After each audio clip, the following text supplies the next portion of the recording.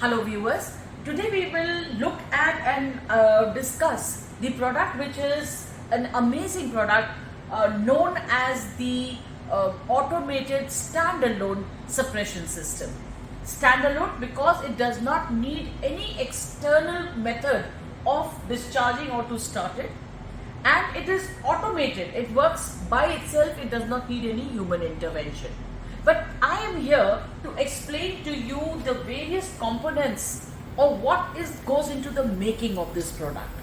So just let's look at that first. So as you can see, this is a very beautiful looking product, round. The cylinder is not like the normal cylinders that you have seen. This is a round cylinder, and this contains the extinguishing agent inside this. Now let me tell you a little about the various components, and like any other product, this also will have certain internal and external components. So this is the body that you can see here. This is the agent cylinder made of mild steel. Now inside this, how does this actually work? So to make it work, it is actually like this. So it is mounted on the ceiling. As you can see, there's a plate here, there's a shaft here, and with the help of certain screws, this is mounted on the ceiling. And therefore, inside this, the agent does not require any special mechanism to be thrown out. Right? So how does this work? The agent that is there inside this are of two types. Either you could have MAP, which is the powder-based fire extinguishing agent, or you could have clean agent, which are the various agents like HFC 227E8, HFC 236FA. You could have HCFC 123, or even the fluoroketones.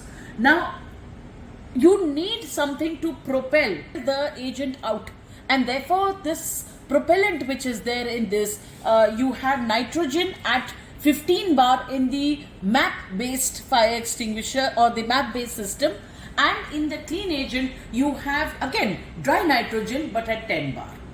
Now let's see what else. This does not need any dip tube as such in it, or anything to throw it outside, because one, it is turned the other way round, and gravity allows the agent to be thrown out along with the propellant which provides the force which is required. Now let us look at the outside of this cylinder. So if you look at it, this cylinder, as you see, is a round cylinder mounted upside down on the ceiling. You have a valve here which retains both the agent and the propellant within the cylinder till the cylinder is activated.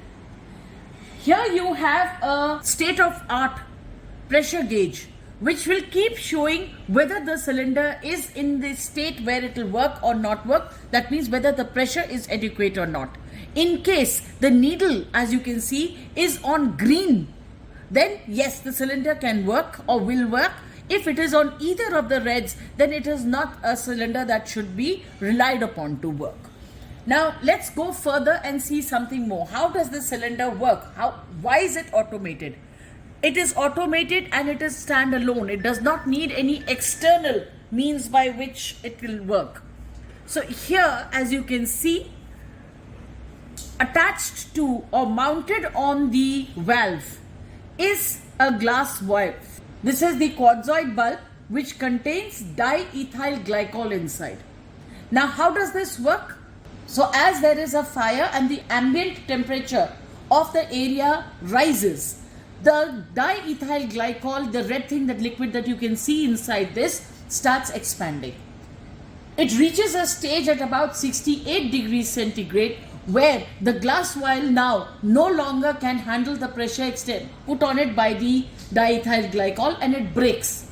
When it breaks, the contents of the agent are thrown out of the valve which is opened. So when you turn it around, you will see here, this is a sprinkler nozzle which is there. So whatever contents that come out of this fall on it and are sprayed in all directions from where this is mounted. So this is what the way that this particular product works. Now here you can see the same product is there in two variants, the MAP variant as well as the clean agent variant. apart from this, you have it in the size of 5 kg and 10 kg.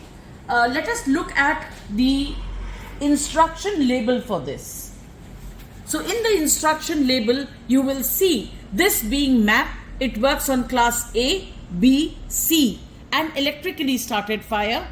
This is CE certified, and as you can see over here, the instructions of how this works are also mentioned. Now if you were to look at the same thing on the clean agent one, you will see it works here on class A, B, C and ESF, that is electrically started fire, and the rest I have already explained to you are mentioned here in the label, the instruction label. Now just let's look at the mount. The mount consists of a plate. This is connected, there's a rod here which gets connected, and with the help of screws, this is very easily fitted onto the ceiling without the need for any kind of a structural change to the area or any kind of plumbing or any piping that is required. So as we go into the demo stage, you will see that this product is extremely useful and works very efficiently. We just have to decide on the area or the volume that has to be protected, and depending on that we would decide what agent variant and what size of this particular product will be used.